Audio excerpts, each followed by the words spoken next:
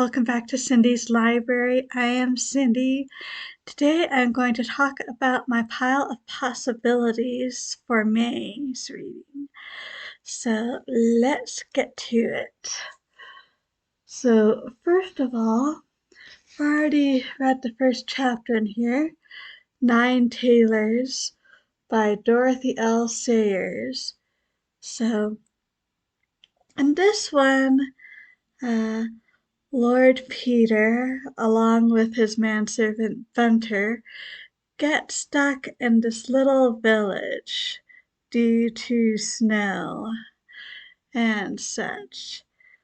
And the one thing this little village does boast of is a great church with an amazing bell tower with the bells to go along with it.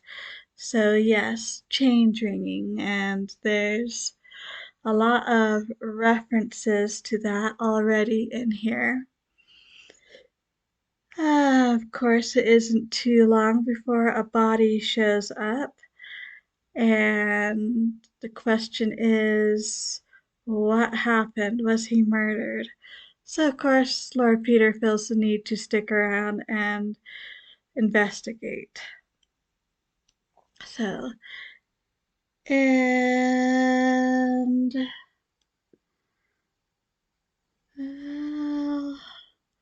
not sure about much more than that, except if you want atmospheric, this is definitely the Lord Peter, well, at least one of them to go with, because apparently this little town is somewhere in East Anglia. And yes, definitely atmospheric. Let's see. In April, I finished Small House at Allington by Anthony Trollope, which means just the one left, the last chronicle of Barset. And so, may not finish it in May, but I'll probably at least start it. From what I understand, we are back with the Reverend Josiah Crawley. He, since he's moved to the Barsetshire region, he's made a new friend in Mr. Roberts, a fellow clergyman, and his old friend Mr. Arabin is the dean there at Barset. But he's also a fairly proud man. Unfortunately, uh, his family is not in great circumstances. Sorry about that. Uh, in fact, even though he's a clergyman, he is basically in poverty. And so he starts out, I'm sure, still in that state, but he ends up with a large check. And people want to know where this check is from.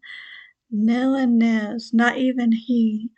And a number of people in the community, starting with Mrs. Prudy, the wife of the bishop, think that he got it through some dishonest means.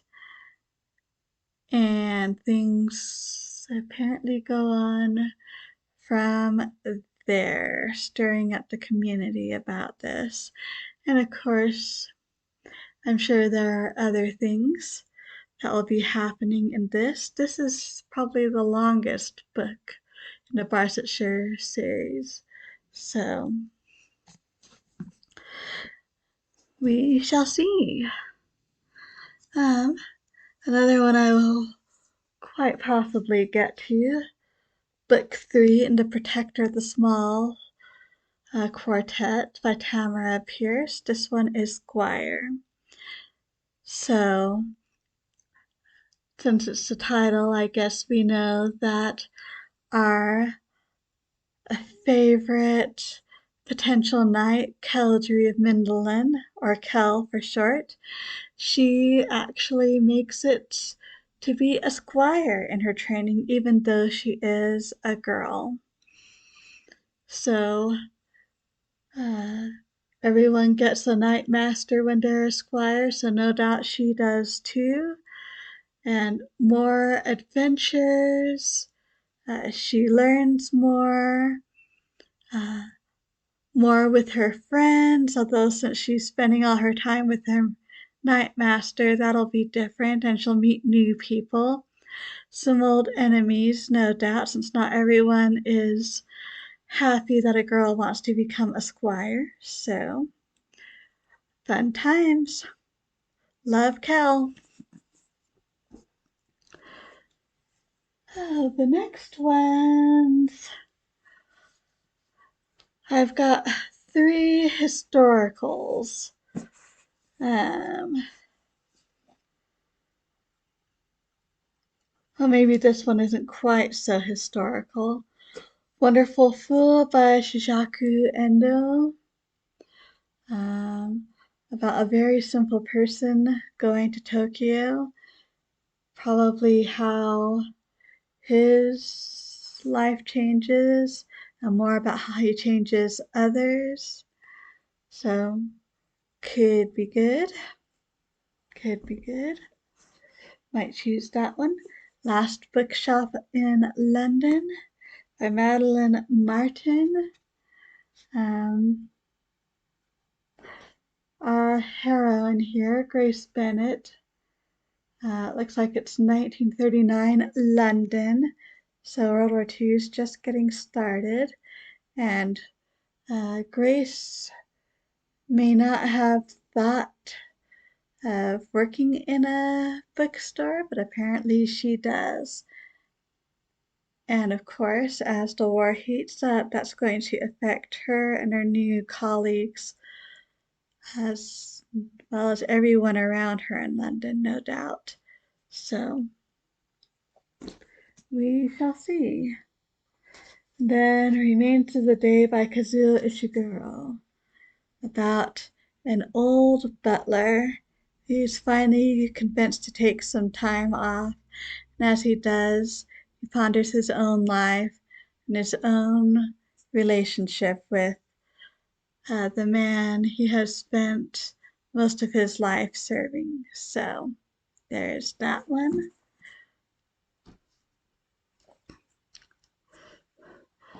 And me, you have a new challenge going, which is Montgomery. Not doing the whole thing, but Company of the Orchard by Ella Montgomery. That is the group read. Probably the shortest of her novels.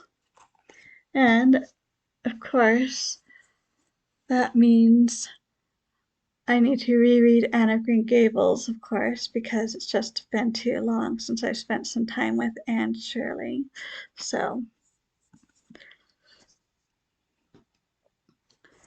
and then A Daughter of the Land by Jean Stratton Porter.